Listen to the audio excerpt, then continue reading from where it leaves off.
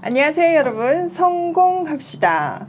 우리가 바울을 보면요, 그 수많은 오해와 힘든 속에서도 변하지 않는 열정과 추진력과 또 사랑이 있잖아요. 그 비결이 오늘 본문에 나와 있는데요, 한번 배워보도록 해요. 자, 1절, 우리가 다시 자천하기를 시작하겠느냐? 우리가 어찌 어떤 사람처럼 추천서를 너희에게 붙이거나 혹은 너희에게 받거나 할 필요가 있느냐? 너희는 우리의 편지라 우리 마음에 썼고 뭇 사람들이 알고 읽는 바라. 자, 바울의 사도권 문제가 고린도 교회의 이슈였어요. 그러다 보니까 추천서가 뜨거운 감자가 된 거예요. 바울은 도대체 누구한테 추천서를 받았대? 그거 하긴 했어? 뭐 이런 식으로 된 거죠.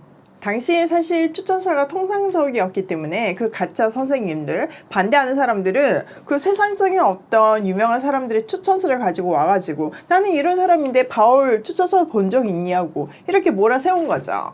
바울은 그 대적하는 사람들을 의식하면서 내가 여러분에게 볼 추천서나 여러분이 주는 추천서가 필요하냐 이렇게 반문하고 있어요. 대적자들은 바울의 추천서 없음을 지적하고 공격했지만 바울은 오히려 더 확실한 추천서가 있다고 말해요. 그게 바로 고린도 교회의 성도들이라는 거죠. 바울을 통해서 복음을 전해 듣고 그리스도의 말씀대로 사는 성도들의 삶이야말로 자기의 추천서래요. 그리고 이 추천서는 마음에 적혀 있는데 모든 사람이 알고 읽는데요. 바울이 고린도 교회를 개척하고 섬겼던 모든 헌신과 사랑을 바울도 고린도 교회 성도들도 모두 알고 있다는 뜻이죠. 이제 온 세상이 성도들의 마음에 쓰인 편지를 읽고 알게 될 거래요.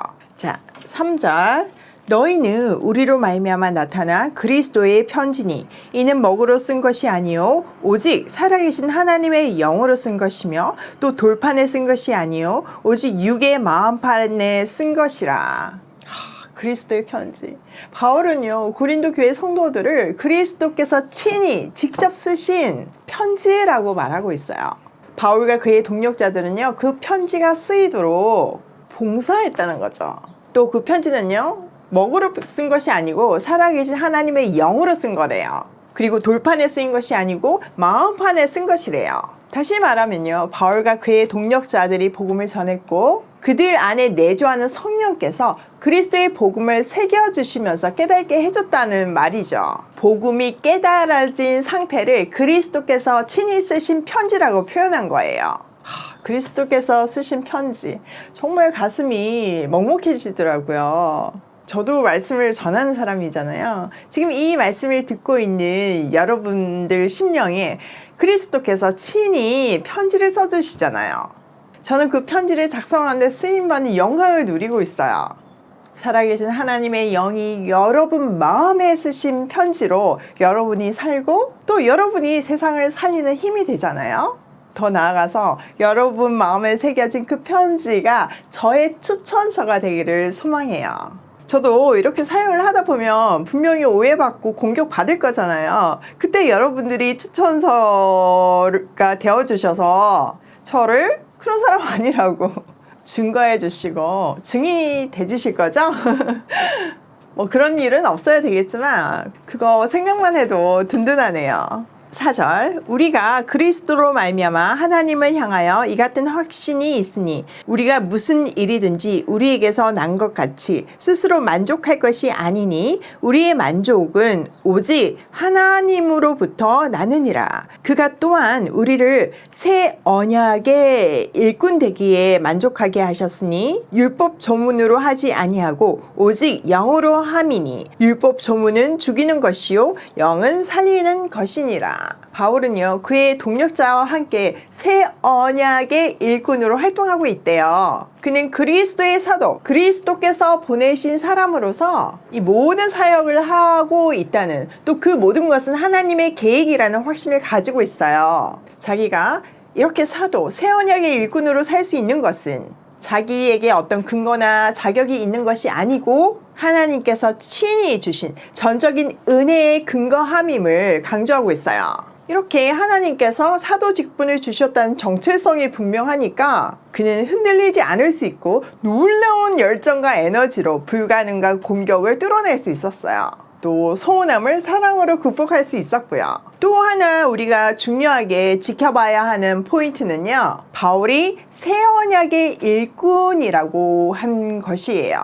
바울은요, 새 언약을 말하면서 옛것, 즉 구약과 율법을 구분하고 있어요. 자, 율법의 기능은 뭔가요? 인간은 하나님의 법을 지킬 수 없다는 인간의 한계를 알려주잖아요. 결국 사람을 정죄하고 죄의 결과로 죽을 수밖에 없다고 죽음을 선고하죠. 그러나 새 언약은요, 성령을 통한 새로운 질서와 새로운 계약으로 십자가의 대속의 죽음을 근거해서 생명을 선포해요.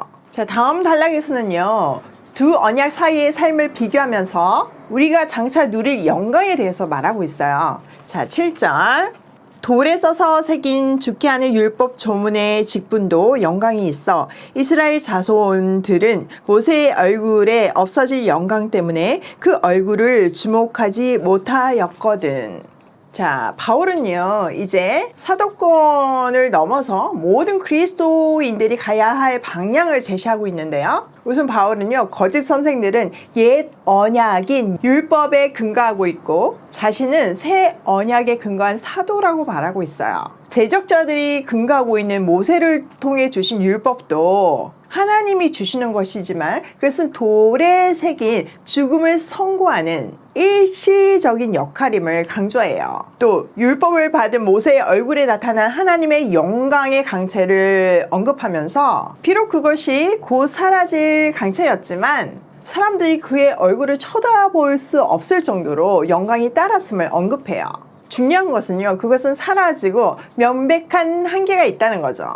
즉 율법이 죽음을 선포하는 한계를 갖고 있고 그 죽음에서 살리는 역할은 못한다는 것을 말하고 있어요. 자, 8절. 하물며 영의 직분은 더 영광이 있지 아니하겠느냐. 정죄의 직분도 영광이 있은즉 의의 직분은 영광이 더욱 넘치리라. 자, 옛 언약은 한계를 갖고 있죠. 그런데 그 옛 언약을 대체할 새 언약은 그 옛 언약의 영광하고는 비교가 안 된대요. 유죄를 선고하는 정죄의 직분을 가진 옛 언약도 영광스러웠지만 의를 베푸는 영의 직분은 더더욱 영광이 넘칠 수밖에 없다는 거죠. 율법은 죽이는 직분이고 정죄의 직분이지만 복음은 성령에 의해서 생명으로 이끄는 생명을 주는 직분이에요.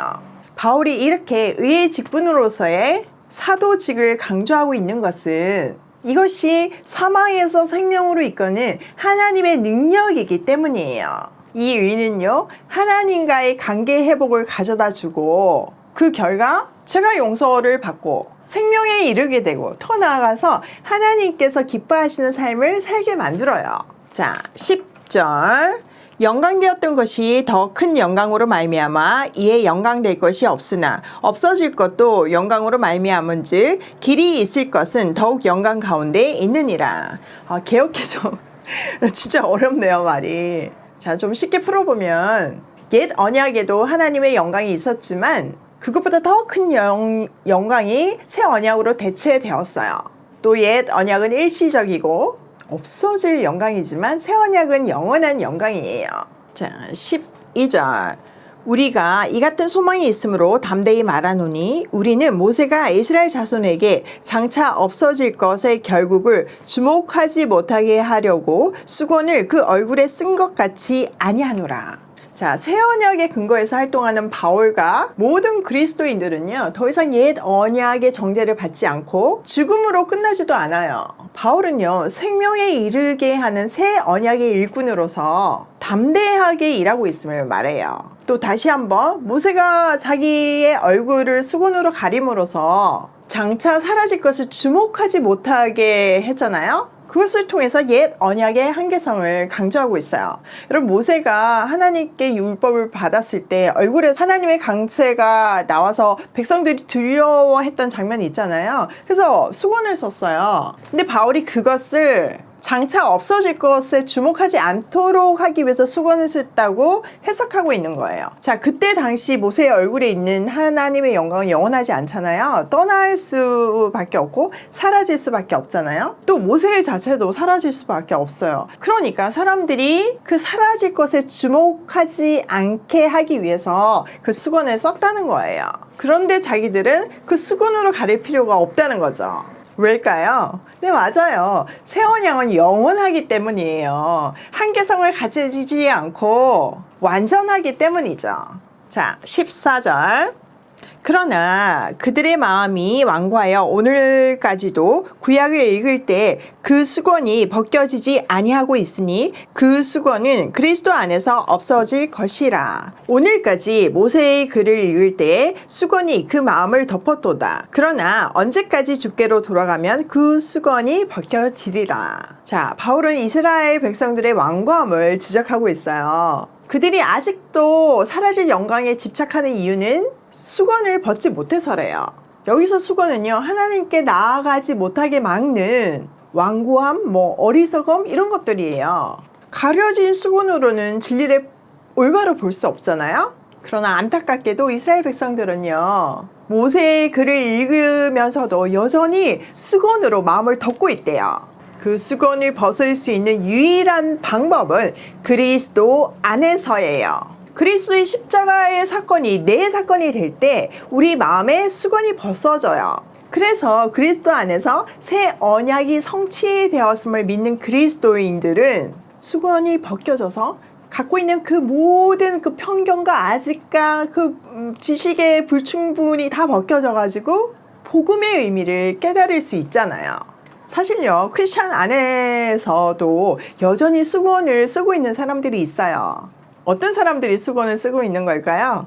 네, 썩어 없어질 이 땅의 가치들을 붙들고 바라면서 그리스도와 나 사이에서 밀당하는 사람들이에요. 양다리를 걸치고 있는 사람들이에요. 우리가 시선을 예수 그리스도께 고정시키고 우리의 인생을 온전히 하나님 나라에 올인할 때 그 수건이 완전히 벗겨져요.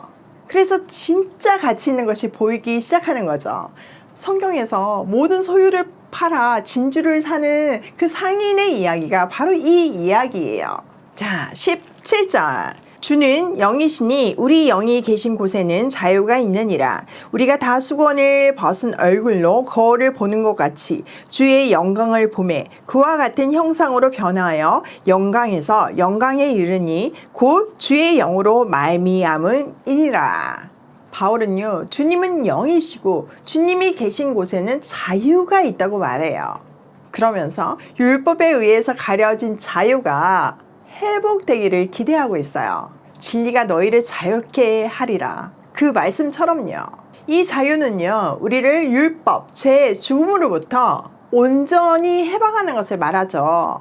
또 우리가 우리 얼굴을 가리고 있던 수건을 벗게 되면 거울로 보는 것 같이 주님의 영광을 볼 수 있대요. 또 우리의 모습이 점점점 성화되어서 주님의 모습으로 변한대요. 이 놀라운 역사는요, 주의 영, 성령의 역사죠. 그러니까 주님이 주신 자유함으로 내 안에서 일어나는 모든 내적인 변화는 성령의 역사이고 그 목적지는 뭘까요? 네, 맞아요. 그리스도의 형상이 온전히 회복되는 그날까지예요. 우리는 그 모든 과정을 통해서 영원히 사라지지 않는 영광을 경험하게 될 거예요. 오늘 굉장히 간단하게 제가 정리를 했지만요. 단어 너무나 벅차고 그 의미가 너무나 커요. 그리고 우리에게 큰 감동과 도전을 주고 있어요. 자, 오늘 내용을 우리 삶에 한번 적용을 하면요. 나의 추천서는 뭔가? 자, 예시를 다시 들어드리면요. 바울은 자기가 복음을 전한 고린도 교회 성도들이 자기의 추천서라고 말하고 있잖아요. 그러면 여러분의 추천서는 뭔가요? 저의 추천서는 여러분이에요. 자, 두 번째는 우리는 그리스도께서 친히 쓰신 편지이다. 그리고 우리도 바울처럼 그 편지를 쓰는데 쓰임받는 인생을 살자. 여러분, 우리가 복음을 깨닫게 하는 거는요, 그 누군가에 의해서 전달을 받았겠지만 근본적으로는 성령의 역사예요. 주님께서, 그리스도께서 친히 쓰신 편지가 우리 마음에서 살아 움직이는 거죠. 그 편지는 오늘도 계속 쓰고 계세요. 여러분, 주님이 우리 마음에 편지를 써주셨을 때 그것이 우리가 살 힘이 되고 세상을 다르게 해석하고 볼 수 있는 근거가 되잖아요. 이 축복을 정말 전달하는 사람이 됐으면 좋겠어요. 그리스도께서 여러분 주위에 그 누군가에게 편지를 쓰는데 도구가 되는 축복을 누리시길 바래요. 세 번째, 새 언약의 일꾼답게 수건을 벗고 생명을 살리며 살자예요. 여러분 가운데 아직도 수건을 쓰고 계신 분 안 계시죠? 우리가 갖고 있는 어떤 욕심, 우상, 세상의 가치, 그런 수건을 쓰고 있으면요, 주님이 안 보여요. 하나님은 우리를 새 언약의 일꾼으로 부르셨잖아요. 그 일꾼답게 수건을 벗고 하나님의 영광을 제대로 보고 그 영광을 반사해야 해요. 오늘도 내 마음 가운데 써주신 그리스도의 편지로 또 새 언약의 일꾼으로서 생명을 살리는 일에 쓰임 받으며 고우싱해요.